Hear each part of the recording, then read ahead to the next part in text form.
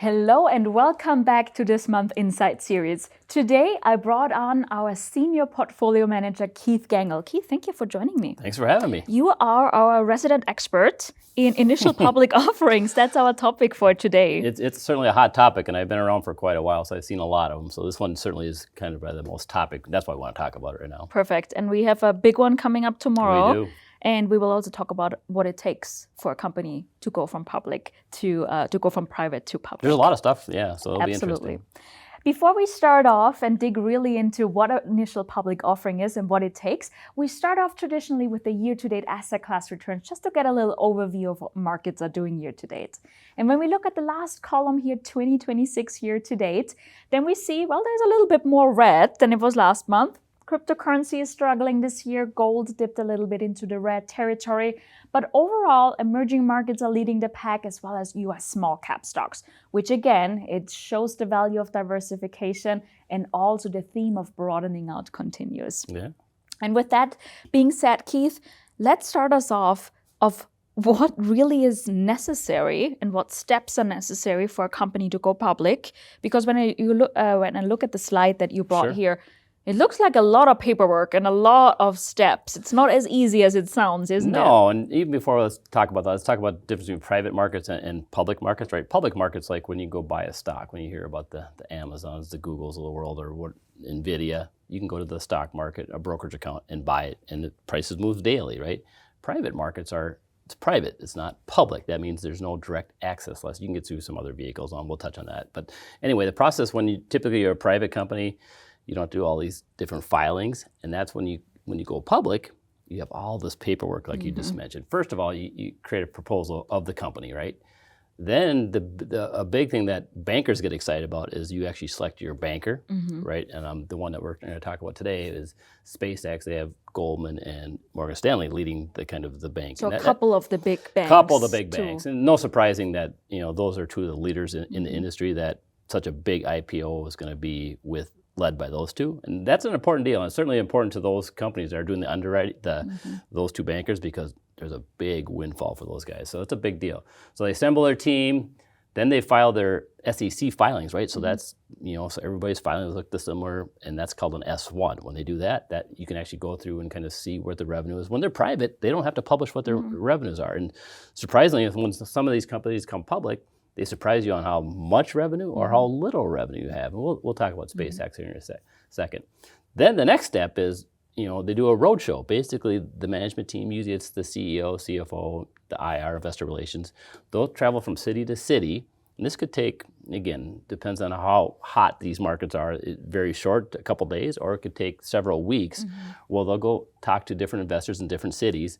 You'll get to go ask questions as an investor of these companies, see leaders of the company, what's their plans, kind of their vision, things like that. So it's very interesting. And then it finally gets to a point where they have to do the pricing, and the company works with the underwriters, and they kind of negotiate where they think the market's going to be, right? Because when they go public price finding. There's no finding of where it should be. And what the company wants to do is they want to maximize whatever. They're not going public. They're not selling their whole company, right? Just a partial piece of it. They want to maximize what their whole company is worth, right? So they want to have an accurate reflection.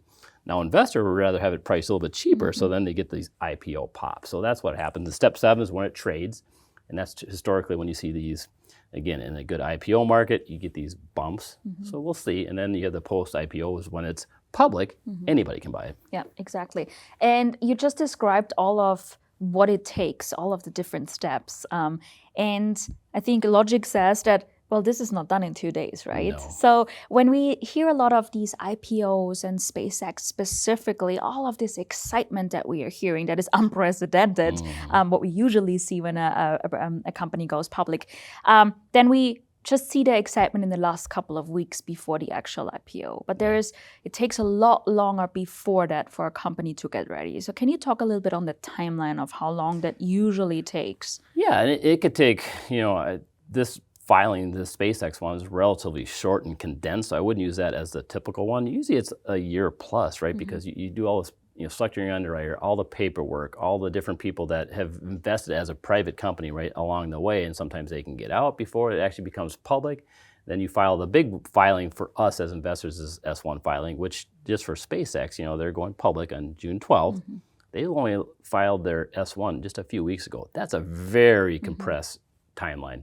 Normally you do that, then you go a few more weeks, you do this roadshow, like I said, and those roadshows can last several weeks to a month. It depends, because management's got to go from city to city, generally speaking. Now on these bigger, hot IPOs, that well advertised, management, do you think management really wants to travel that much and do all those things? I don't think so. If the demand is there that they don't need to, then they don't. Yep. And that's what we see in SpaceX. That it was a day road show, and then basically you wrap it up, and that's when you get to the excitement, the actual day of the IPO. And then like the morning of, the stock market opens up at 8:30 Central Time.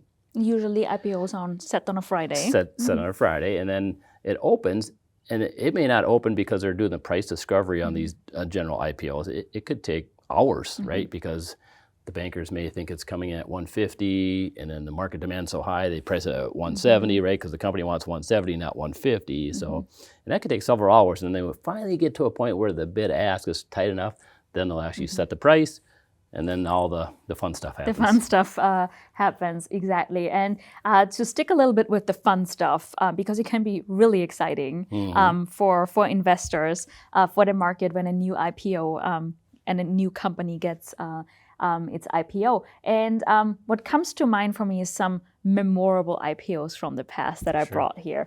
And the one I remember last is Saudi Aramco. In 2019, they raised nearly $26 billion. That's a big number. To date, not for very much longer, but until today, it's still the largest IPO ever in history. They didn't IPO in the US, but in Saudi Arabia. But that was the largest, certainly a lot of excitement around that. And then when we look at the picture here, more like Visa, Meta in 2012. So all of these big companies are coming to market and spark a lot of excitement. So can you talk a little bit of how tomorrow's SpaceX IPO would fit into that color wheel? So, that's the funny part of it. So that wheel is pretty well diversified, right? You got 20 billion, some 11, 10, 12. Those are big IPOs, mind you. Some big names, Visa and Meta and Alibaba and Saudi Aramco. But what we expect is for the pricing on the IPO of SpaceX is going to raise, and again, they're only selling part of their company, it's going to raise $75 billion. Yeah. So that's going to be 3x the next largest one. Just think about that. So that's probably it's not even close. Probably about half of that pie is equivalent to what SpaceX is going to do tomorrow. And again, they're going to do 555 million shares at $135 a price. We'll get into that here in a second, but that's massive. And that's why all excitement and media is excited about it. You got Elon Musk in the mist. So it's a fun time. And also, that's not all that comes to mind, because we are in the hot summer of IPOs, right? For sure. The summer of IPOs. Can you talk a little bit about what at least other two companies could spark a lot of excitement and make it right off the gate on this chart here? Yeah, we have Anthropic and OpenAI are following, and we haven't seen any of the filings yet, so we'll see. But they're supposedly coming here in the next few weeks to months. It was kind of a rush to see who was getting first, and obviously SpaceX made it across the finish line first. They're going to come, and I would suspect it's probably going to rival. It's probably going to be bigger than Saudi Aramco, but maybe smaller than SpaceX. But we don't know. So we'll see. And it's like, even at raising $75 billion, it's a big number. That puts the relatively the market cap between 1.5 and 2.5 billion, like 1.75 trillion. Which not would billion. make it like right off the gate one of the largest company in the world. It's amazing without even trading. Yeah. And we tiptoed a lot around it yet. Yeah. So let's get really into the nitty-gritty of SpaceX IPO tomorrow, June 12th. The ticker will be SPCX. So can you talk a little bit about what business segments made of SpaceX? Sure. And what the numbers are a little bit, to give us an overview. Yeah, so everybody's excited about it. And what is it? I mean, obviously it's driven by Elon Musk's vision for the future, and the biggest one is Starlink. That's kind of the one that's actually generating revenue right now. The most known as well, yeah. Well known, and then they have their launch systems. The rockets going up. Then you also have Starshield, and then you have XAI. So the one that's really producing any revenue at this point in time. And again, the revenue, which is kind of funny, so the company's going to price roughly say 75 billion on the IPO, makes the market cap 1.75 trillion. It's going to be 1.5 to 2.5 trillion. I think they're kind of 1.75 is kind of the initial kind of price at 135. That's a big IPO. You would think that revenue would be pretty massive. surprisingly, it's only 18.7 billion. That's so simple math on 1.8 trillion. 18 billion in revenue. That's 100 times revenue. Can you put that a little bit into perspective of that what is that not actually cheap. means? That is by no means. Most companies trade 2 times to some software companies that are really hot, kind of growing fast, are growing maybe at 12, 15, maybe 20 times. But this is going to be 5x that for the trailing numbers. Now the future numbers are a little higher, so maybe you're at 60 times forwards kind of revenue. It's a big number. Yeah, it is. Certainly not cheap. Exactly. And also, certainly questions that we get, the investment team at GI gets over the last couple of weeks a lot is, how do investors actually participate in that? Because it's not that you go out and buy shares and put your order in. It's not how it works. It's not public yet, but there are ways to participate in a company before its IPO. So can you talk a little bit about how this can be done and maybe what is a little bit unique now with SpaceX? Sure. Usually the way it goes is like if you're investing in a private company, those are high net worth individuals. It's not just your average investor. It's the person that's got a lot of wealth, and they're usually doing it through a private placement of some sort. So they have a relationship with some entity, some private placement that they have access to. And generally when you invest, it's illiquid, right? So you're putting in a couple $100,000, $1 million, $500 million, whatever the initial investment is. And then over time, you can't get out. So you want your money out. There's no out. You're in. You're in until it goes public. That's kind of when it gets monetized. That's where the company, those shares that they're selling to get that 25 or 75 billion for this coming from people that already own a piece of the private company. So that's how you get early access to it. Another way you can get access to is through some of these ETFs that have a little bit of kind of SpaceX exposure. One of them is NASA. Which it's one of the ETFs we own in one of our portfolios, Digital Discovery. It's roughly about 7% of the allocation is within that ETF is to SpaceX. So again, you're getting some exposure that way. Another way, indirectly, you can get exposure for like Google. I mean, they were smart enough back in, I think it was 2015, they invested $900 million. That's what I was talking about, those million, 100,000 for individual investors, but a big institution, they invested $900 million. That's now worth $100 billion. Probably not a bad investment, is it? Exactly. And the other thing that's unique about this one is, generally speaking, these IPOs, which we talked about that process, Goldman Sachs, Morgan Stanley, the company, they say, let's give it to big institutional companies, your Fidelities and all these big mutual fund companies. And then the retail investor, the mom and pops, they don't have access to it. They really don't have. They have to wait. They have to wait until the IPO, then it prices in the open market, which generally they like to pop up, then they have to pay a higher price than the people that were getting at the IPO, which is unfortunate. But with this one, they're dedicating 30% to retail investors. That's a big number. And that is one thing that is unique about the SpaceX IPO. For sure. First of all, that there's a lot larger allocation to retail investors rather than traditionally, which is around 5-ish to 10 maximum percent. But also there are some other unique factors about SpaceX. Can you touch on that, besides being the largest in history? It's the largest, and then like I said, they're going to do 30% to retail. And then so if you have a brokerage account like a Fidelity or Schwab, up until yesterday, it was the 10th, you could put in an order for it. You don't know how many shares you're going to get, and it's going to be priced at a fixed rate of $135. So at $135, that's where that 75 billion comes from. You don't know what allocation you're going to get. You may put in for 100 shares, and they dole out the allocations. At the end of the day, you maybe get 100, maybe get 50, maybe get 2, maybe get 0. So that's kind of unique. Whereas, generally speaking, with IPOs, the underwriters, the Morgan Stanley's, Goldman's, the company, they dictate which mutual funds kind of get it. So this will be unique. So you'll have access to it. Again, we don't know what it is. Now, as of when we're recording on the 11th, the night of the 10th, they actually, Fidelity and Schwab, closed it. You could not even put in for it, even though it's not public yet. You can't even request allocation to it. So it's a little bit unique here. And so it's going to be, we talked about the valuation, certainly not going to be cheap, but it's definitely something new way different to do it. Yes. So, but it'll be interesting. So everybody's excited about it. We're excited. So we'll see how it goes.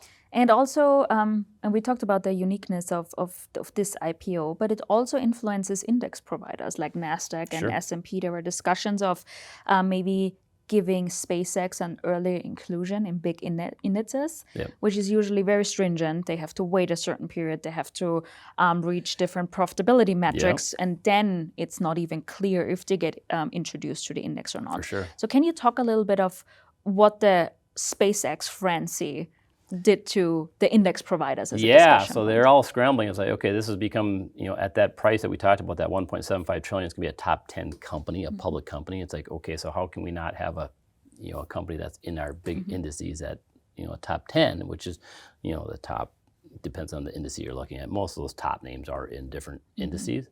So what ended up happening, so when it goes into an index, that's even more demand, right? So that even would potentially push stock prices up higher, just right, because anybody that's benchmarked to like the S&P 500, then have to buy it. you basically have to buy it. And if you're in the index, if the index itself, it will buy it, and then all the money that goes along with it.